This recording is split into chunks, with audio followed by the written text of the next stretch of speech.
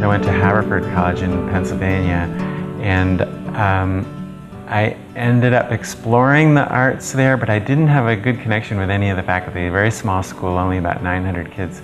And so I actually didn't do any art during my regular 4-year undergraduate college. I moved back to Cambridge, Mass, where I grew up, and I started visiting the woodworking program at the program in artisanry, which was part of Boston University.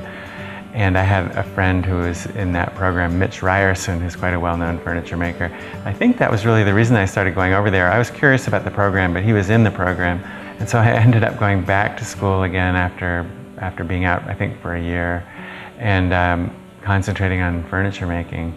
And it was just one of those things where you find the thing that you really like to do until 2 in the morning, and that keeps you there working long hours. But I happened to be at that school at a time that it had two really good faculty, Jerry Osgood and Alphonse Mattia, who I think in many ways, one of their greatest accomplishments was they just set up a fantastic environment. The other students that were in the program were just amazing students, and many of them are still some of the most prominent names in the field. So I just feel like I was very lucky back at that time to be with those people and being in the studio many hours late at night and talking and exchanging information.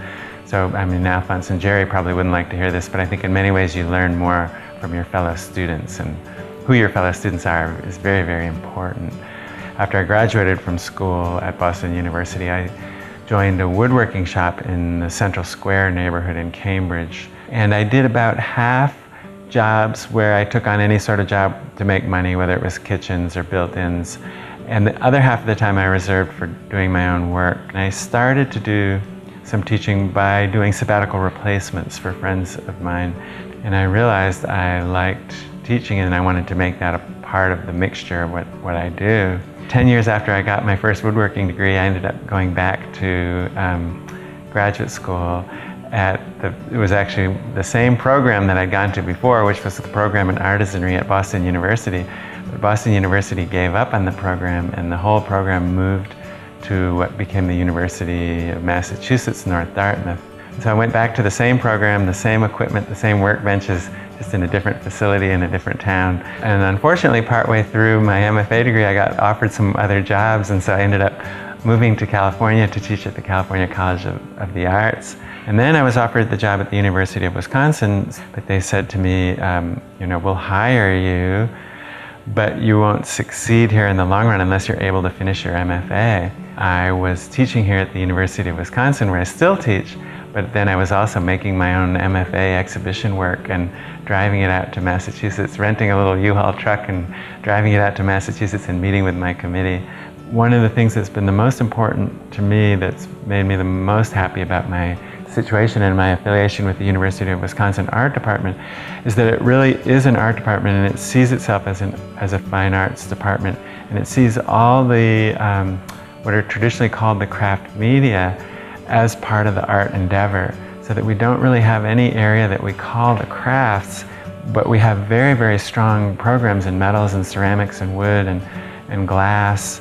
When I came into this job, I wasn't just on MFA graduate student committees for woodworkers or even metalsmiths, I end up on printmakers, committees, painters,